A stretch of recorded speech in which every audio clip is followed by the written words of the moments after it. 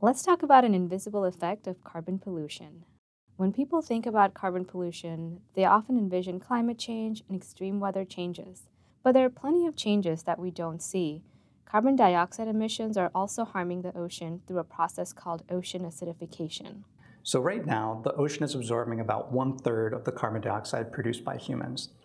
All of this carbon pollution is coming from activities like driving vehicles and flying planes, from burning fossil fuels for energy and heat, and from cutting down trees and other plants that store carbon in the long term.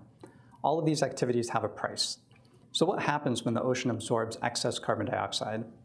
As the ocean soaks up carbon dioxide, its chemistry changes. The water becomes more corrosive. We call this ocean acidification. It's going to affect animals in Washington state, including Pacific oysters, Dungeness crab, and coho salmon.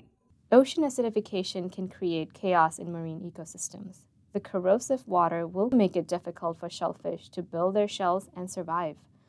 Ocean acidification harms marine food webs, commercial and recreational fisheries, and cultural activities.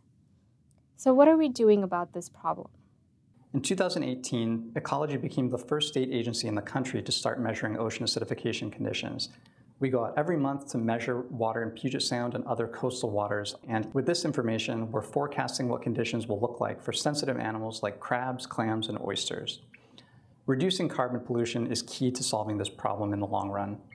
At Ecology, we're leading the way by implementing the Climate Commitment Act, by adopting clean fuel standards, and minimizing food waste to limit carbon pollution.